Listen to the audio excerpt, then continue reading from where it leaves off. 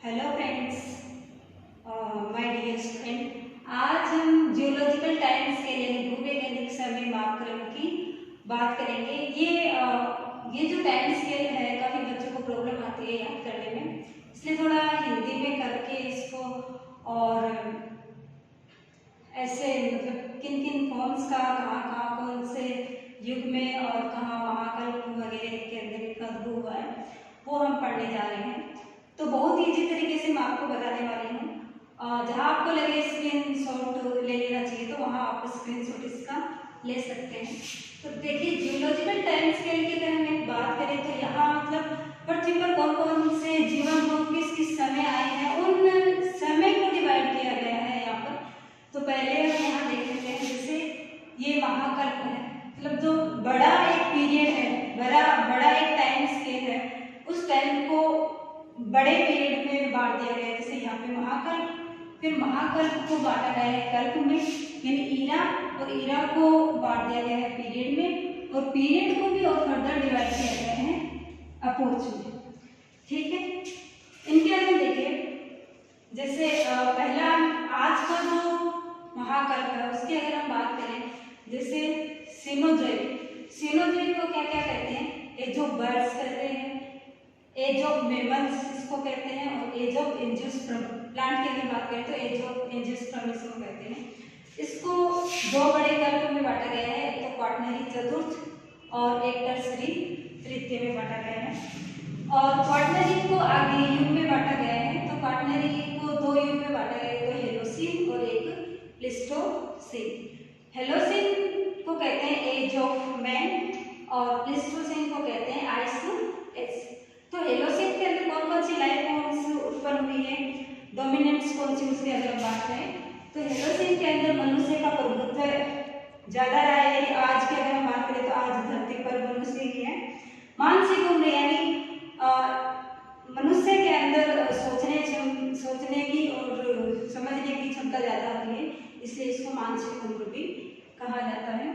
Pleistocene ice as जिसको कहते हैं, इसके अंदर मानव प्रकट है, यानी अगर आप इससे ऊपर का कोई पीरियड पढ़ रहे हैं तो पहले यहाँ प्रकट हो गए और उसके बाद आगे जाकर ये क्या हो गया, आधिपत्य हो जाएगा इनका, ये रिप्रोडक्शन करेंगे, अपनी स्पीसीज को आगे बढ़ाएंगे और इनकी स्पीसीज पृथ्वी पर देखने को जगह मिलेगी। तो प्लीस्टोसीन इसके बाद का है, ठीक है।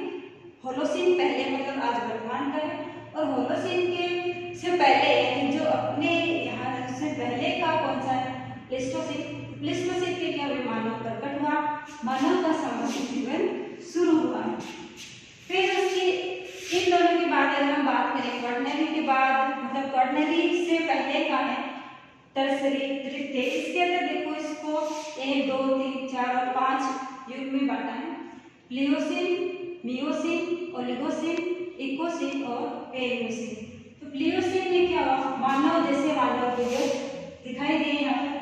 मियोसीन का कोई साफ अता पता नहीं है, इसलिए यहाँ पर नहीं लिखा है। ओलिगोसीन है, बंदरों से मानव आकार मानव जैसे, यानी वानर से पहले कौन है, बंदर, और बंदरों से ही वानर बने जो मानव के आकार के हैं। एक बीजपत्री पादपों का यहाँ पर उद्भव हुआ है। आपसे कोई पूछ ले तो एक बीजपत्री पादपों का उद्भव कौन से युग में हुआ, तो ओलिगोसीन में, या कल्प की बात करें तो टर्सरी में, या फिर महाकल्प की बात करें तो सीनोजोइक में। उसके बाद है इकोसीन। इकोसीन में ओहिफस दिखाई दिए। ओहिफस एक घोड़े से छोटा और गधे से शायद बड़ा जानवर है जो अमेरिका के अंदर मिलता था उस टाइम पर, वो यहाँ पर इस इयोसीन युग में यानी सीनोजोइक के टर्सरी और इयोसीन युग में दिखाई देते हैं। और प्लियोसीन है वो प्राइमेट्स का यहाँ पर उद्भव हुआ है। उसके बाद क्या है, यानी था रॉकी माउंटेन रिवोल्यूशन, यानी समय समय पर कुछ टाइम गुजरने के बाद क्या होता है, पृथ्वी पर महाप्रलय आती है।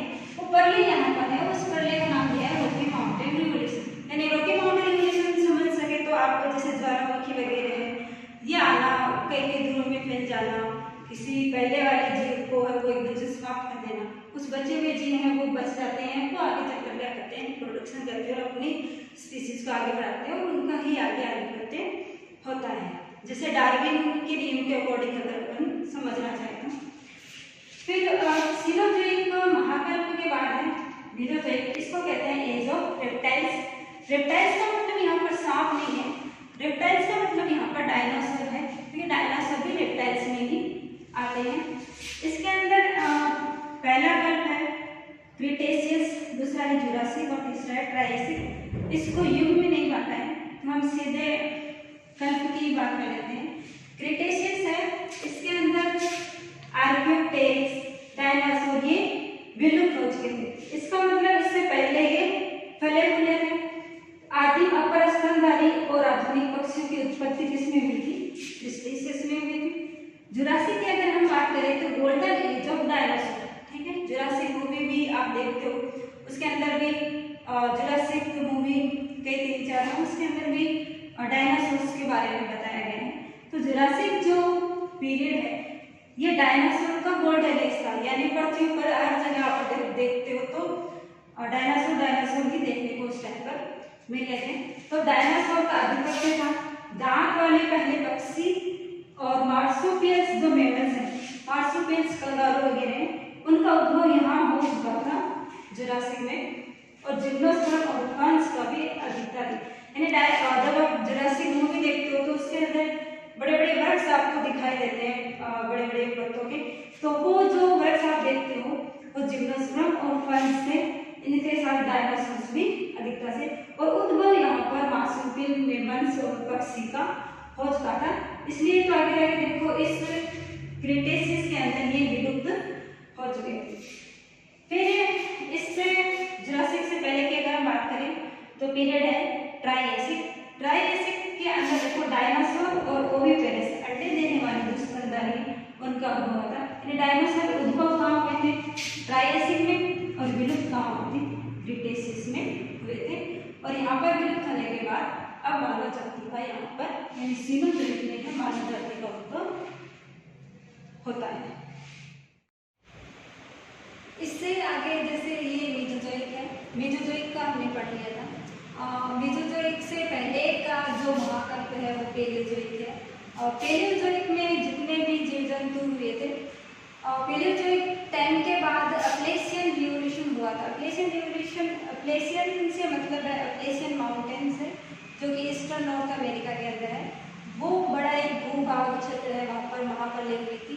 तो ये जितने भी जीव जंतु हुए थे पेलियोजोइक में, वो इस अप्लेशियन रिवोल्यूशन के दौरान बहुत से जीव जंतुओं का खात्मा हो गया था। और उसके बाद जो बचे थे जैसे डायनासोर्स वगैरह, जिम्नोस्पर्म, फर्न्स वगैरह हैं, उन्होंने अपनी संतति को आगे बढ़ाया और उनका आधिपत्य हुआ था मेसोजोइक में।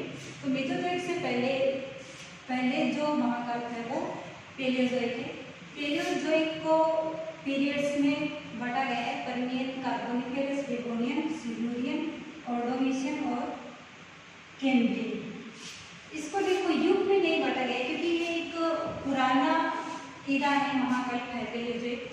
तो जो जितना नया समय है उसको युग में बांटा गया है, जैसे सीनोजोइक है, मेसोजोइक है। ये पुराना है, इसलिए इसको इतनी जानकारी के अभाव में इसको युग में नहीं बांटा गया है। तो सबसे पहले पेलियोजोइक में हम बात कर लेते हैं पर्मियन पीरियड की। इसके अंदर देखो स्तनधारी जैसे रेप्टाइल्स का उद्भव है, ठीक है। रेप्टाइल्स कैसे, स्तनधारी जैसे, और पहले जिम्नोस्पर्म यहाँ पर दिखाई दिए थे। उसके बाद देखो कार्बोनिफेरस, इसको कहते हैं गोल्डन एज ऑफ एम्फीबियंस। उभयचर का आधिपत्य यहाँ था, यानी डोमिनेंट थे वो उभयचर। और रेप्टाइल्स का उद्भव यहाँ पर हुआ। देखो रेप्टाइल्स का उद्भव यहाँ हुआ, ये तो सिंगल रेप्टाइल्स का उद्भव है। और रेप्टाइल्स का उद्भव यहाँ भी है, लेकिन ये स्तनधारी जैसे हैं। पहला स्टील प्लांट का उद्भव यहाँ हुआ था, ये बहुत ही मोस्ट इम्पोर्टेंट है। ये ज़्यादातर पूछ लेते हैं कि पहला जो स्टील प्लांट है वो कौन से महाकल्प या कल्प में उद्भव हुआ था। फिर हम बात करें डेवोनियन की, तो डेवोनियन के अंदर गोल्डन एज ऑफ फिशेज जिसको कहते हैं, ये एज ऑफ जो भी पीरियड्स वगैरह में नाम आते हैं वो तो आप एकदम से रख लेना, क्योंकि ये ज़्यादातर यही पूछते हैं, age of fishes, age of mammals, age of amphibians, age of dinosaurs, इन सब का पूछ लेते हैं। तो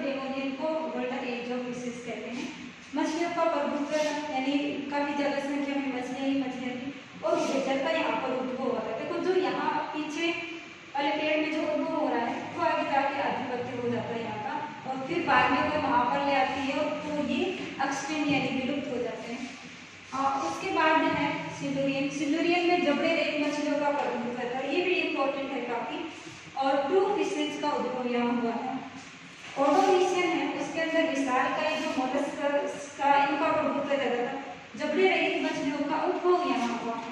तो आपसे फर्स्ट कशेरुकी है ये, इसलिए ये बहुत ही ज्यादा इम्पोर्टेंट है और काफी ज्यादा ये क्वेश्चन पूछा जाता है। जबड़े रहित मछलियों का उद्भव कौन से पीरियड में हुआ था, तो ये ओडोविशियन में हुआ था। और प्रभुत्व कहाँ था, तो ये सिल्यूरियन में। फिर हम बात करें कोडेटा। कोडेटा का उद्भव भी ओडोविशियन पीरियड में हुआ था। कैम्ब्रियन, कैम्ब्रियन के अंदर ट्राइलोपाइड्स, ये विलुप्त आर्थ्रोपॉड्स जीव हैं, इनका प्रभुत्व यहाँ था। ठीक है। जियोलॉजिकल टाइम स्केल के अंदर पेलियोजोइक के पहले का जो टाइम है उसको प्री कैम्ब्रियन कहते हैं। प्री कैम्ब्रियन इसलिए क्योंकि पेलियोजोइक है वो कौन से पीरियड से शुरू हो रहा है, तो कैम्ब्रियन पीरियड से शुरू हो रहा है। यहाँ ये तो आगे बढ़ता होगा, यानी नया टाइम आगे जाते आएगा और पुराना टाइम नीचे की तरफ होगा। तो पेलियोजोइक है वो कौन से पीरियड से शुरू होता है, कैम्ब्रियन से शुरू होता है। और इससे पहले का समय, क्योंकि ये कैम्ब्रियन है, इससे पहले के समय का नाम दिया गया है प्री कैम्ब्रियन। पेलियोजोइक के से पहले का है प्रोटेरोजोइक महाकाल। तो प्रोटेरोजोइक जो महाकाल था, इसके अंदर जितने भी जीव जंतु उद्भव हुए थे उनका क्या हुआ, सेकेंड ग्रेट जियोलॉजिकल इवोल्यूशन के दौरान ये विलुप्त हो गए थे। जो कुछ बचे थे उन्होंने अपनी संस्कृति को आगे बढ़ाया और पेलियोजोइक में प्रदर्शित किया। तो पेलियोजोइक से पहले का जो महाकाल था प्रोटेरोजोइक, इसके अंदर देखो और कौन सी लाइफ फॉर्म्स हुई है। यहाँ पे प्रोटोजोआ है, स्पॉन्जेस है, डेंटेटा है, एलिडेटा है और मोलस्का है, इनका उद्भव यहाँ हुआ था। उसके पहले फर्स्ट ग्रेट जियोलॉजिकल इवोल्यूशन हुआ था, उसके बाद ये प्रोटेरोजोइक जो महाकल्प है वो आया था। प्रोटेरोजोइक से पहले महाकल्प हुआ था आर्कियोजोइक, इसको एड्रेस जीवन का महाकल्प भी कहते हैं। जीवन तो था लेकिन दिखाई नहीं दे रहा था।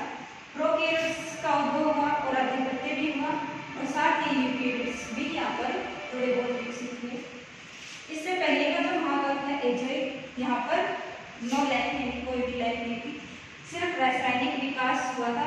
जैसे ओपेन और हार्डी ने बताया था कि ऑक्सीजन है और हाइड्रोजन है, कार्बन है, ये सब मिलकर एक तरह से दूसरे का निर्माण किया था। फिर दुनिया ने इसे एक्सपेरिमेंट करके प्रदर्शित भी किया था। तो जियोलॉजिकल टाइम स्केल है उसके अंदर सबसे पहला जो पीरियड है एजोइक, उसके बाद आर्कियोजोइक और प्रोटेरोजोइक, और उसके बाद वो पेलियोजोइक और फिर मेसोजोइक और फिर आज का जो समय है वो सीरोजोइक है। इस तरीके से आपको इसको पढ़ना है। फर्दर इसको आपको याद करना है, इसकी ऐसी कोई ट्रिक नहीं है आपको बताने के लिए कि इस तरीके से इसको याद किया जाए। बहुत अच्छे से इसको क्लियरली समझा दिया गया है और अब आप इसको अच्छे से याद करें।